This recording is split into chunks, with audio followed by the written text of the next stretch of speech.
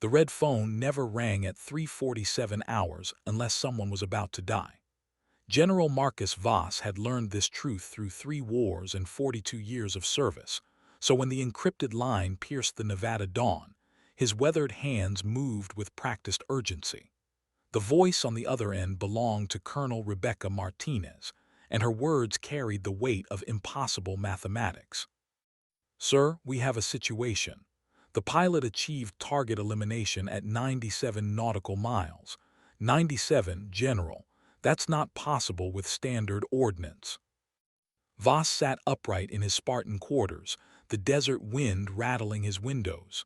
"Confirm your numbers, Colonel." "Triple confirmed, sir. The shot originated from coordinates 379 Alpha, target destroyed at 97 nautical miles downrange.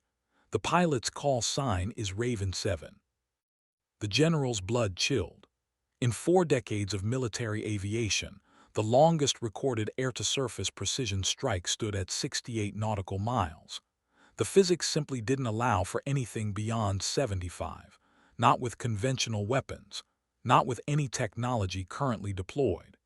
Yet the satellite imagery was undeniable, a perfect hit at a distance that defied every known limitation of modern warfare. "Who is Raven 7? Voss demanded. The silence stretched for 3 heartbeats too long. "Lieutenant Colonel Nix Thorne, sir. She's been requesting transfer to combat operations for 18 months. Previous assignments include test pilot program, advanced weapons evaluation, and theoretical targeting systems development." Voss knew that name. Not personally, but from the whispered conversations in Pentagon corridors, the raised eyebrows in classified briefings. Thorne was the pilot who'd been quietly breaking records nobody talked about, the one whose personnel file carried more redacted sections than readable text. The military had a way of burying its most dangerous assets in paperwork and protocol, keeping them close but unused, like loaded weapons in locked safes. "Where is she now?" "Inbound to Nelly's, sir. ETA 12 minutes. Sir, there's something else. The targeting computer shows no missile launch, no ordnance deployment. According to our systems, Raven 7 accomplished a 97-mile kill shot using only her aircraft's primary cannon system." The phone slipped from Voss's grip. A cannon shot at 97 miles was beyond impossible. It was supernatural. The curvature of the Earth alone should have made such a shot geometrically unachievable. Yet the evidence screamed from every screen, every sensor, every satellite feed. Lieutenant Colonel Nix Thorne had just rewritten the fundamental laws of aerial combat, and nobody understood how. As the general's boots hit the cold concrete floor, he realized that this morning would either herald the dawn of a new era in warfare or mark the beginning of the military's most dangerous secret.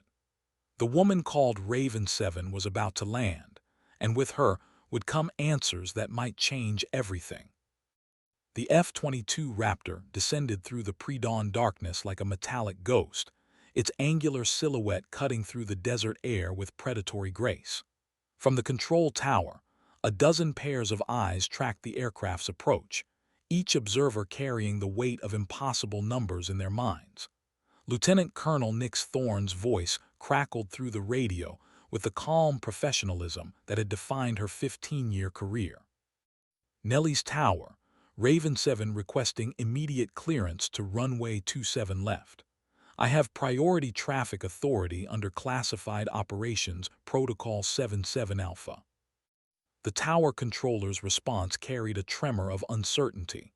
"Raven 7, you are cleared for landing. Be advised, we have VIP ground personnel standing by." Through the reinforced windows of the base commander's office, General Voss watched the Raptor's landing lights pierce the darkness. Beside him, Colonel Martinez clutched a tablet displaying the mission telemetry, her knuckles white against the device's black surface. The numbers remained unchanged, impossible yet undeniable. "Sir," Martinez whispered, "I've run the calculations 17 times. Even accounting for atmospheric conditions, wind patterns, and gravitational drop, the mathematics don't work. A 20 cannon shell has a maximum effective range of 4 miles in optimal conditions. What she did today, it violates basic physics. The Raptor touched down with the delicate precision of a surgeon's blade, its drag chute deploying in a perfect bloom of white fabric. As the aircraft taxied toward the designated hardstand, Voss found himself studying the pilot's approach technique. Every movement spoke of absolute mastery, the kind of control that separated legends from merely skilled aviators. "Tell me about her record," Voss commanded. Martinez scrolled through classified files. Top of her class at the Air Force Academy, distinguished graduate from test pilot school, decorated combat veteran from the Syrian conflict. But, sir, there are gaps, significant periods where her assignments are classified beyond my clearance level. The general's weathered face hardened. Black projects, the military's most sensitive programs, where promising officers disappeared into unmarked hangars and emerged months later with skills that couldn't be explained through conventional training. Thorne's record bore all the hallmarks of someone who'd been touched by the invisible hand of advanced weapons development. The Raptor's engines wound down to silence, their whine fading into the desert's eternal whisper. Through the darkness, a ground crew approached the aircraft with unusual caution, their movements suggesting they'd been briefed on the extraordinary nature of this particular landing. As the canopy opened and a helmeted figure emerged, Voss felt the weight of history settling around his shoulders. In his 4 decades of service, he'd witnessed the introduction of stealth technology, precision-guided munitions, and satellite warfare. Each advancement had promised to revolutionize combat, but none had achieved the impossible. What Lieutenant Colonel Nix Thorne had accomplished this morning transcended evolution. It represented a quantum leap that could reshape the entire nature of aerial warfare. The woman climbing down from the Raptor moved with the fluid confidence of someone who had just casually broken the laws of physics. Her call sign, Raven 7, suddenly carried new meaning. Ravens were omens, harbingers of change, symbols of intelligence that bordered on supernatural. As she removed her helmet and shook out dark hair that caught the first rays of dawn, General Voss realized he was about to meet either the military's greatest asset or its most dangerous secret. The briefing room's fluorescent lights cast harsh shadows across faces that had seen too much classified information to ever sleep peacefully again. Lieutenant Colonel Nix Thorne sat at the far end of the polished table, her flight suit still bearing the subtle scorch marks of high-altitude atmospheric friction. Across from her, General Voss studied a woman whose personnel photograph had never adequately captured the intensity of her pale green eyes. "Colonel Thorne," the general began, his voice carrying the weight of absolute authority, "explain to me how you achieved a 97 nautical mile cannon kill."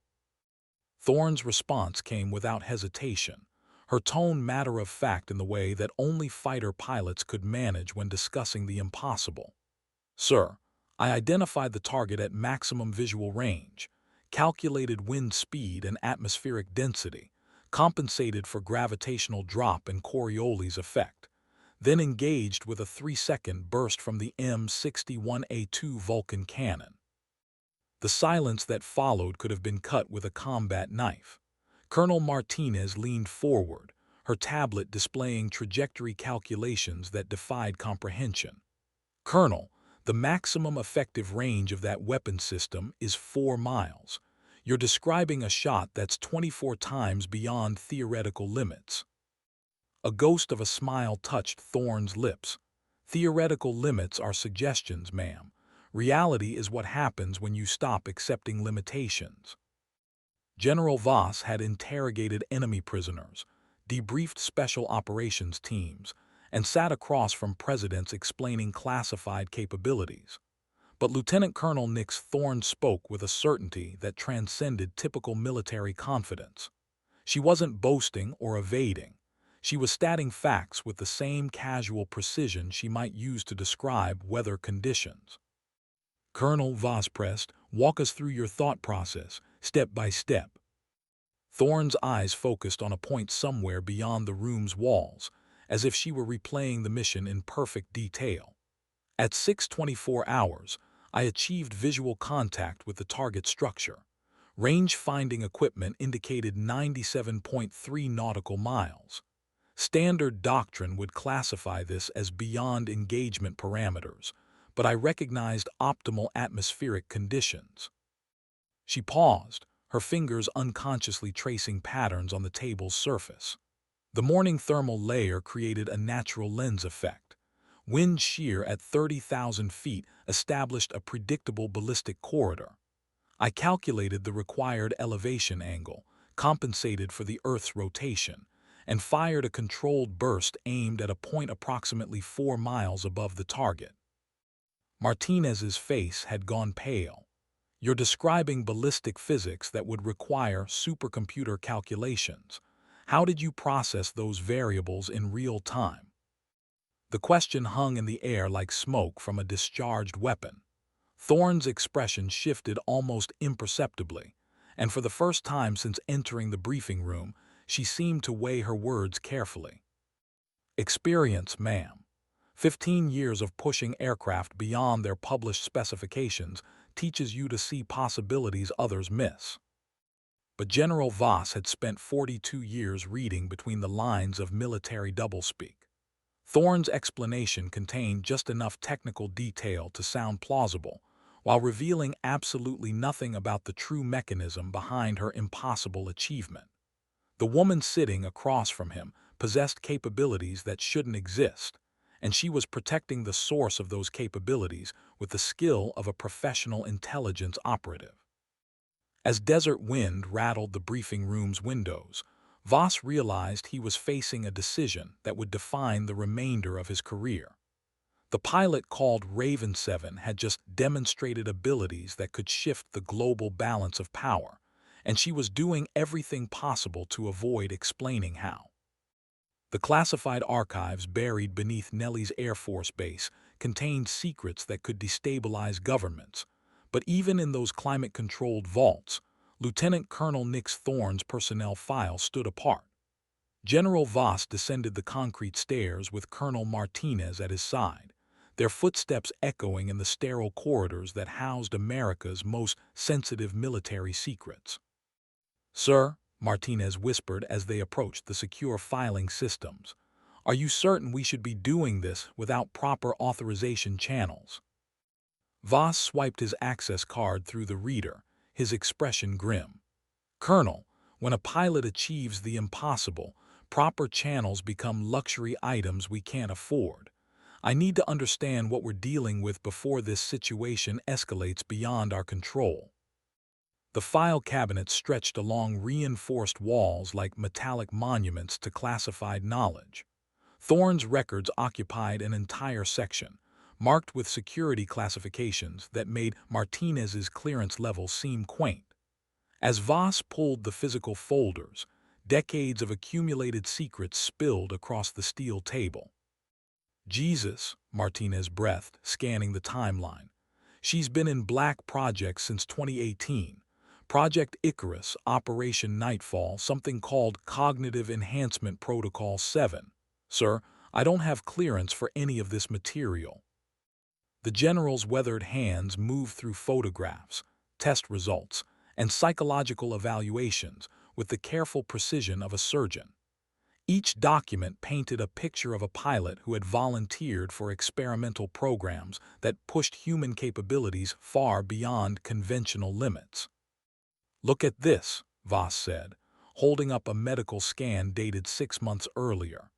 "Neural pathway enhancement, reaction time improvements of 400%, visual acuity enhanced to levels that shouldn't be physiologically possible."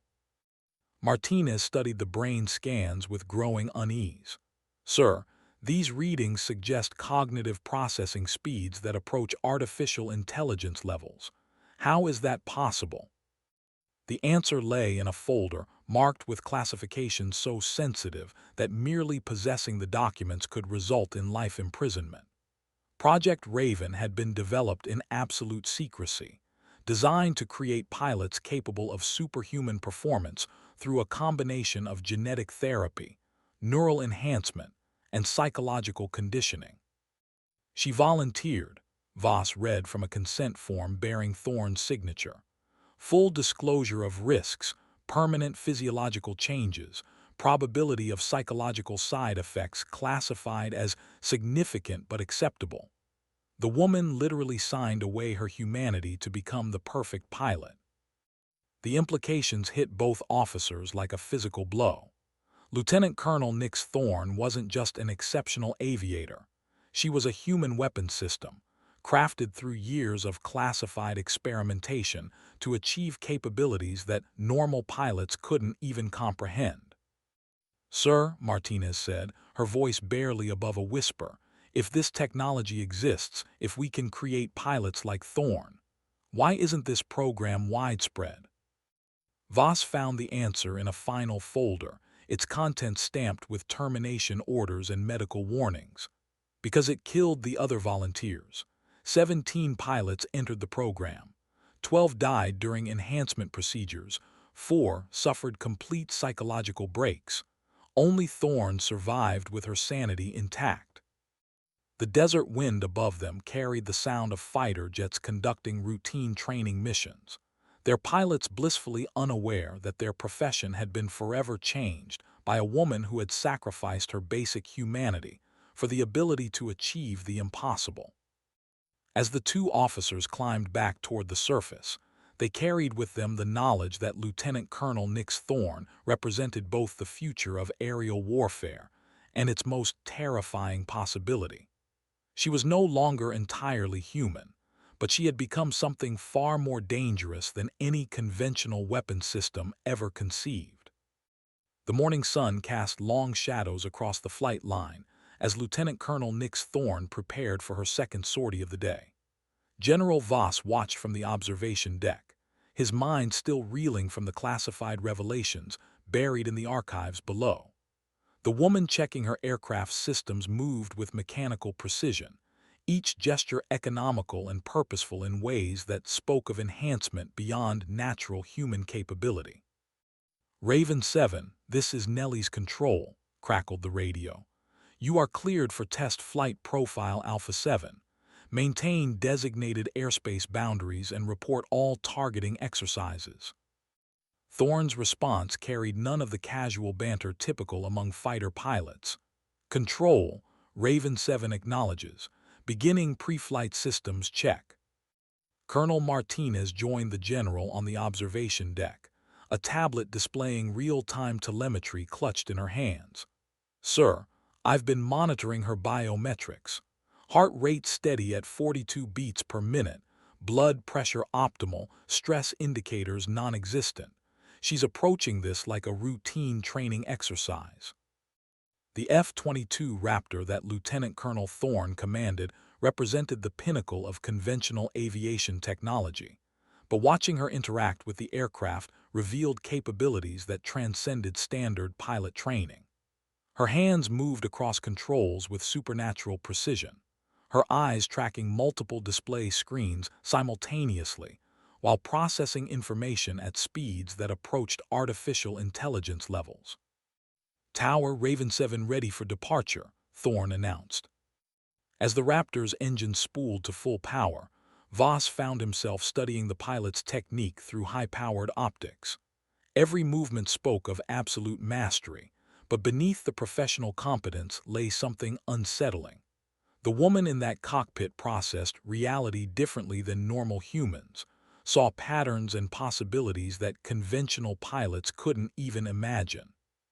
The takeoff demonstrated capabilities that defied aircraft specifications. Thorne achieved rotation at a speed that should have been impossible, climbing at an angle that pushed the Raptor beyond its published performance envelope. Within 30 seconds, the aircraft had disappeared into the desert sky, leaving only contrails and the memory of inhuman precision. "Control, Raven 7 at Angels 30, beginning targeting exercise," her voice reported with mechanical efficiency. Martinez monitored the flight path on multiple screens, watching as Thorne positioned her aircraft for shots that no conventional pilot would attempt. Sir, she's setting up for extreme range engagements again. The target drone is positioned at 85 nautical miles. General Voss felt his jaw tighten. After reviewing Thorne's classified files, he understood that her morning's 97-mile kill shot hadn't been a fluke or lucky accident. The woman flying above them had been systematically enhanced to achieve capabilities that bordered on supernatural, and she was about to demonstrate those abilities again.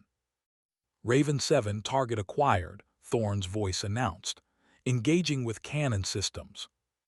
The silence that followed lasted exactly 2.7 seconds, not long enough for sound to travel 85 nautical miles, but sufficient for high-velocity 20 rounds to traverse the distance when fired by someone who could calculate impossible trajectories with superhuman precision.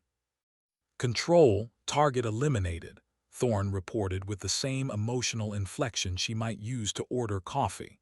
"Direct hit at 85 nautical miles, confirmed destruction." Martinez stared at her displays with the expression of someone watching reality break fundamental rules.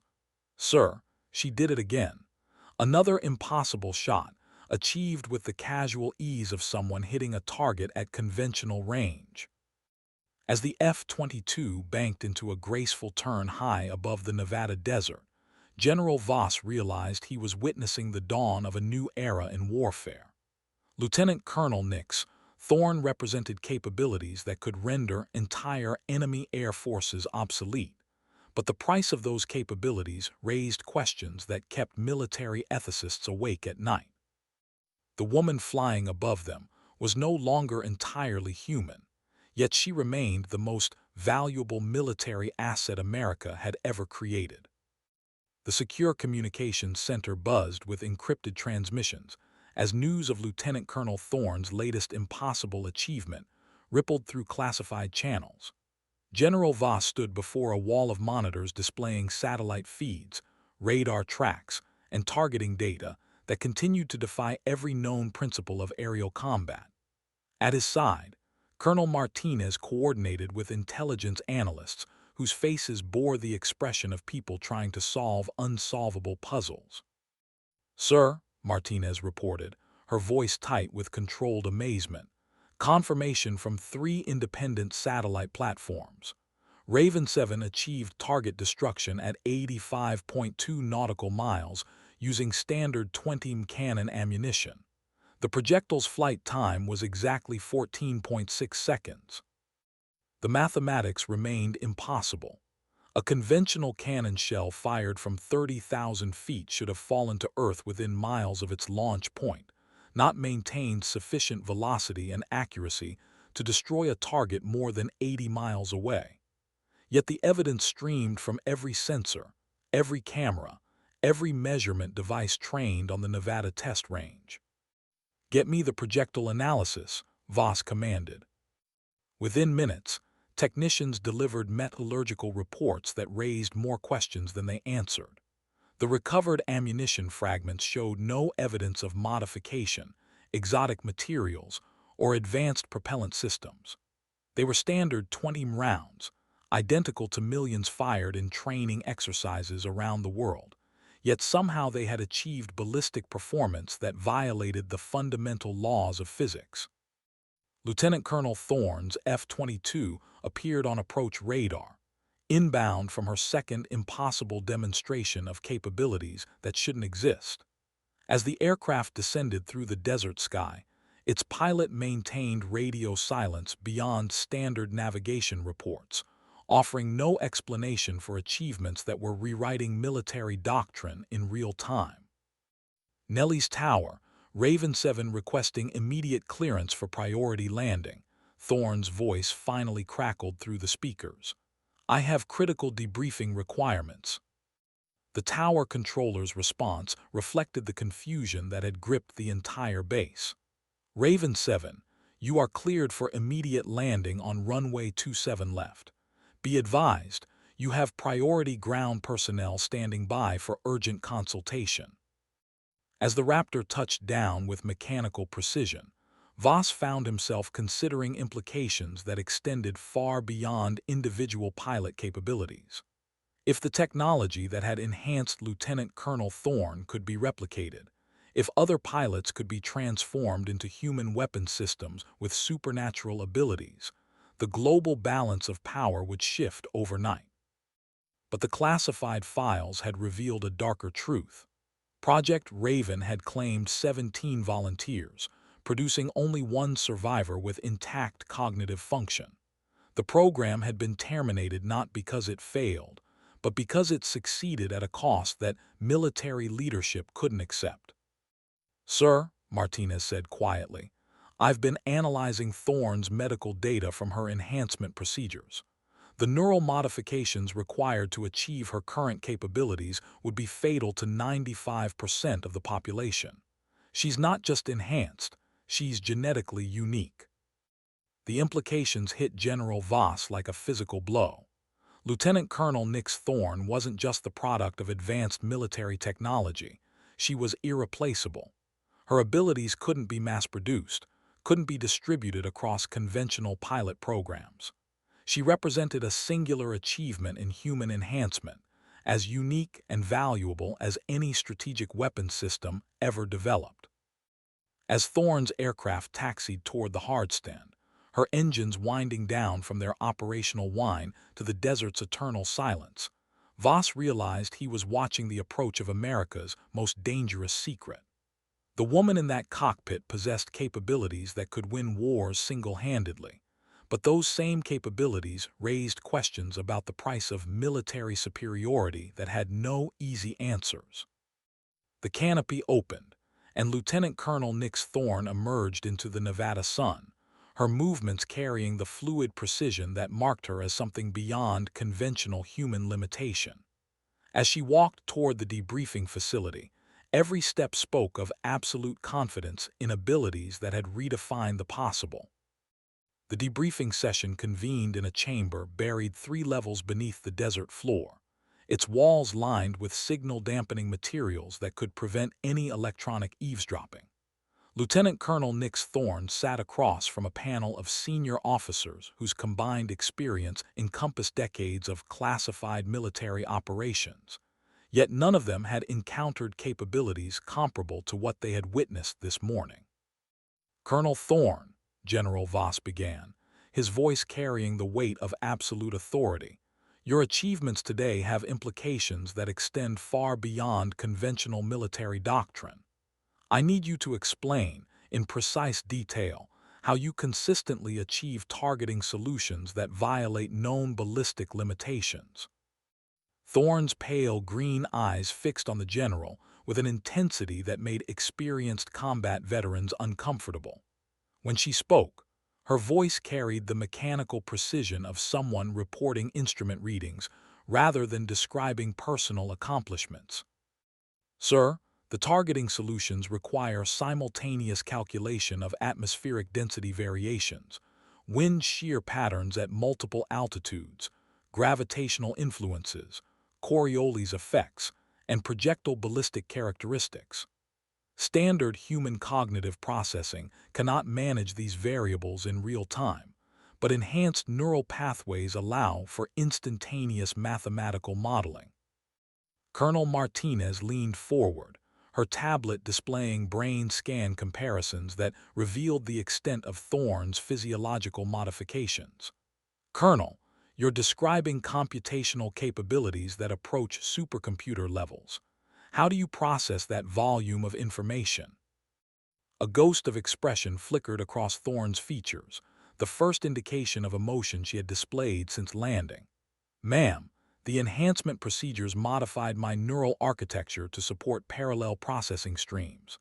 I can simultaneously track multiple data inputs while calculating optimal engagement parameters. The sensation is difficult to describe to someone with conventional cognitive limitations." The phrase hung in the air like smoke from discharged weapons. Thorne hadn't intended it as an insult, but her casual reference to conventional cognitive limitations revealed the psychological distance that separated her from normal human experience. The woman sitting across from them thought faster, saw more clearly, and processed reality at speeds that made standard human consciousness seem sluggish by comparison. "Tell me about the physical sensations," Voss commanded. "What does it feel like to achieve these impossible shots?" For the first time since entering the briefing room, Lieutenant Colonel Thorne paused before responding.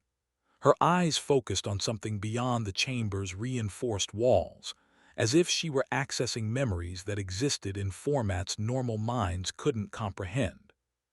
"Sir, during target engagement, my perception shifts into what I can only describe as expanded temporal awareness. The aircraft becomes an extension of my nervous system. Environmental factors resolve into mathematical certainties, and the trajectory solution appears as a visible path through three-dimensional space." She paused, her fingers unconsciously tracing patterns on the table's surface. "The sensation is comparable to stepping outside normal time, seeing the universe as a collection of predictable variables rather than chaotic possibilities. When I fire, I'm not hopping to hit the target. I'm confirming the mathematical inevitability of projectile impact." The silence that followed could have been measured with atomic clocks. Every officer in the chamber understood that they were listening to someone describe capabilities that transcended human limitation, abilities that placed Lieutenant Colonel Nix Thorne in a category entirely separate from conventional military personnel. "Colonel," General Voss said quietly, "are you still human?" The question that had haunted military ethicists throughout the development of enhancement technologies hung between them like an unexploded ordnance. Thorne's response, when it came, carried a weight of consideration that suggested she had confronted this question many times before. "Sir, I retain human memories, human emotional patterns, and human moral frameworks, but my cognitive architecture and sensory processing capabilities operate beyond standard human parameters. Whether that constitutes humanity depends on how one defines the term." As desert wind whispered against the chamber's reinforced walls, the assembled officers realized they were witnessing a conversation that would be classified beyond most clearance levels for decades to come. 3 days later, the Pentagon's most secure conference room hosted a gathering of military leadership whose combined authority could reshape global policy. The holographic displays surrounding the polished table showed satellite imagery, ballistic calculations, and classified intelligence reports that painted a picture of capabilities so advanced they bordered on science fiction. "Gentlemen," General Voss announced to the assembled Joint Chiefs, "I present Lieutenant Colonel Nix Thorne, call sign Raven 7, currently assigned to classified weapons development programs at Nellis Air Force Base." The woman who entered the chamber moved with the fluid precision that had become her signature, her uniform bearing ribbons that told the story of a distinguished career, punctuated by achievements that couldn't be publicly acknowledged. As she took her position at the briefing podium, every senior officer in the room studied her with the intensity of collectors examining a unique artifact. "Colonel Thorne," announced the chairman of the Joint Chiefs, "we've reviewed the preliminary reports of your recent targeting achievements. Before we proceed, I need your personal confirmation of the documented performance statistics." Thorne's response carried no trace of boasting or false modesty. "Sir, I have consistently achieved target elimination at ranges exceeding 90 nautical miles using standard 20 cannon systems. These achievements are reproducible under appropriate atmospheric conditions." The Chief of Naval Operations leaned forward, his weathered face bearing the skepticism of someone who had spent 40 years distinguishing between capability and impossibility. "Colonel, the naval aviation community has conducted extensive testing of long-range engagement scenarios. Our best pilots, using the most advanced targeting systems available, cannot achieve reliable hits beyond 12 nautical miles. You're claiming capabilities that exceed our maximum recorded performance by more than 700%. A holographic display materialized above the conference table, showing a three-dimensional representation of Thorne's most recent engagement. The trajectory line extended across desert terrain with mathematical precision, terminating in a target that appeared impossibly distant from the firing position. "Admiral," Thorne replied, "conventional pilots are limited by standard human reaction times, visual acuity, and cognitive processing speeds. My capabilities operate beyond those parameters." The Army Chief of Staff studied classified medical reports on his secure tablet. "Colonel, we've reviewed your enhancement history. The procedures you underwent carry risk factors that our medical professionals classify as prohibitive. How do you assess your current physical and psychological condition?" For the first time during the briefing, Lieutenant Colonel Thorne's expression shifted almost imperceptibly. The question touched on territory that even her enhanced cognitive abilities found challenging to navigate. "Sir, the enhancement procedures have produced physiological changes that extend beyond normal human parameters. My visual acuity measures at levels that standard testing equipment cannot accurately assess. My reaction times are consistently 400% faster than baseline human averages. Cognitive processing speeds approach artificial intelligence benchmarks." She paused, her pale green eyes scanning the faces of men whose decisions would determine how her capabilities would be employed. "However, I retain complete emotional stability, ethical frameworks, and operational judgment consistent with my original personality profile." General Voss activated another holographic display, this one showing global strategic implications. "Gentlemen, Colonel Thorne represents capabilities that could neutralize entire enemy air forces from distances they cannot match.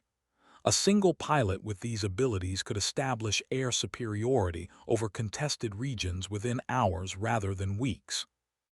The implications rippled through the chamber like shock waves from a distant explosion. Every senior officer understood that they were discussing not just a tactical advantage, but a strategic capability that could render conventional air power obsolete. As classified documents circulated among the assembled leadership, the woman called Raven 7 stood at the center of deliberations that would reshape American military doctrine for generations to come. The secure communications array linking the Pentagon to military installations across the globe hummed, with encrypted transmissions carrying news that would never appear in public briefings. Lieutenant Colonel Nix Thorne's capabilities had triggered classified discussions in Allied capitals, enemy intelligence services, and research facilities where the boundaries between human and artificial intelligence were being systematically erased. "Madam Secretary," General Voss addressed the Secretary of Defense through the secure video link, "Colonel Thorne's demonstration flights have been monitored by foreign intelligence satellites. Our allies are requesting information sharing protocols, while potential adversaries are undoubtedly accelerating their own enhancement programs." The Secretary's image flickered on the high-resolution display, her expression carrying the weight of strategic decisions that could determine the fate of nations. "General, how confident are we in Colonel Thorne's continued stability and reliability?" It was the question that had haunted military leadership since the first successful enhancement procedures. Creating a human weapon system with supernatural capabilities was an achievement that would reshape warfare, but ensuring the loyalty and psychological stability of such an asset presented challenges that conventional military doctrine had never addressed. "Ma'am," Voss replied carefully, "Colonel Thorne has demonstrated consistent operational excellence and maintained standard psychological evaluation scores throughout her enhancement period. However, her cognitive architecture now operates beyond parameters that our psychiatric professionals fully understand." Lieutenant Colonel Thorne sat in the chamber's corner, her enhanced hearing allowing her to track conversations that were supposedly beyond normal human perception. The discussion of her psychological stability unfolded around her like a tactical briefing, each speaker weighing her value against the risks inherent in deploying capabilities that exceeded human limitation. Colonel Thorne, the secretary addressed her directly, in your assessment, what are the strategic implications of your enhanced capabilities? The question carried layers of meaning that extended far beyond simple military effectiveness. Thorne understood that she was being asked to evaluate not just her tactical value, but the broader consequences of creating human weapons that operated beyond conventional limitations. Ma'am, my capabilities represent a paradigm shift in aerial warfare doctrine. Traditional concepts of engagement range, targeting precision, and pilot limitations become obsolete when human cognitive architecture is enhanced beyond standard parameters. She paused, her pale green eyes focusing on strategic implications that normal minds struggled to process. However, these capabilities cannot be easily replicated. The enhancement procedures require genetic prerequisites that occur in less than 1% of the population, and the survival rate for compatible candidates remains prohibitively low. The brutal mathematics of human enhancement hung in the air like smoke from discharged weapons. Project Raven had cost 17 volunteers to produce one operational asset, a casualty rate that even the most hardened military professionals found difficult to accept. Are you advocating for expanded enhancement programs? The secretary pressed. Thorne's response carried the weight of someone who had paid the ultimate price for capabilities that others could only imagine. Ma'am, I am advocating for the responsible development of technologies that can protect American interests without creating assets that operate beyond human moral frameworks. My enhancements preserve ethical reasoning and emotional stability, but more aggressive modifications could produce weapons that lack appropriate restraint. The warning resonated through classified channels that connected the Pentagon to research facilities, where the next generation of human enhancement technologies was being developed. Lieutenant Colonel Nix Thorne represented not just the pinnacle of current capabilities, but a cautionary example of what could be achieved when the boundaries of human limitation were systematically dismantled. As the secure conference concluded, participants carried with them the knowledge that they had witnessed a turning point in military history. The woman called Raven 7 had become more than a pilot or weapon system. She had become a symbol of capabilities that could reshape the nature of warfare itself. The classified test facility, hidden beneath the Mojave Desert, represented decades of black-budget funding and research that pushed the boundaries of human enhancement far beyond anything acknowledged in public military doctrine. Lieutenant Colonel Nix Thorne walked through corridors lined with laboratories where the next generation of enhanced soldiers, pilots, and intelligence operatives were being developed through procedures that made her own modifications seem almost conservative. Colonel, Dr. Alina Reyes announced as she joined Thorne in the central observation chamber, we've been analyzing your latest performance data. The consistency of your achievements suggests that your enhancement procedures have reached optimal effectiveness. Thorne studied the displays showing her targeting statistics, reaction times, and cognitive processing benchmarks. The numbers told the story of a human being who had been systematically modified to achieve capabilities that shouldn't exist, yet every measurement confirmed the reality of her transformation. Doctor, what's the status of the next candidate pool? Dr. Reyes' expression shifted, carrying the weight of medical ethics stretched to their absolute limits. We've identified 12 potential candidates with the genetic markers necessary for successful enhancement. However, the selection committee is recommending extreme caution given the mortality rates from previous attempts. The ghost of 17 failed volunteers haunted every conversation about expanding the enhancement program. Each death had been carefully documented, analyzed, and filed in archives that would remain classified for decades. But the human cost of creating weapons like Lieutenant Colonel Thorne remained undeniable. Show me the psychological profiles, Thorne requested. As holographic displays materialized around them, Thorne reviewed the mental health evaluations of pilots who had volunteered to undergo procedures that would either kill them or transform them into something beyond normal human limitation. Each candidate understood the risks, yet they had stepped forward anyway, driven by the same dedication to service that had motivated Thorne's own decision years earlier. "This one," Thorne said, highlighting the profile of Captain Maria Santos, a test pilot whose performance records approached her own pre-enhancement levels. "She has the psychological stability and technical expertise necessary for successful modification." Dr. Reyes nodded grimly. "Captain Santos has been our primary candidate for 6 months. Her genetic compatibility scores are exceptional, and her motivation profiles suggest she could maintain psychological integrity throughout the enhancement process."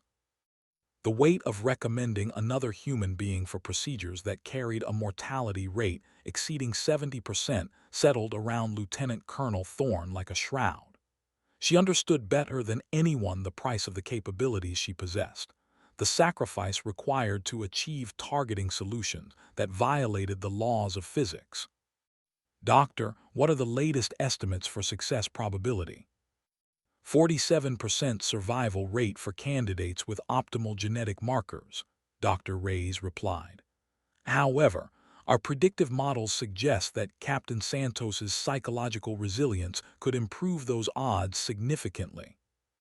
Thorne studied Santos's file with the enhanced visual processing that allowed her to absorb information at superhuman speeds. The young pilot's record showed the same dedication, technical excellence, and willingness to push beyond conventional limitations that had marked Thorne's own career before her transformation. "Schedule the briefing," Thorne decided. "Captain Santos deserves to understand exactly what she's volunteering for." As they walked deeper into the facility, passing laboratories where the boundaries between human and artificial intelligence were being systematically erased,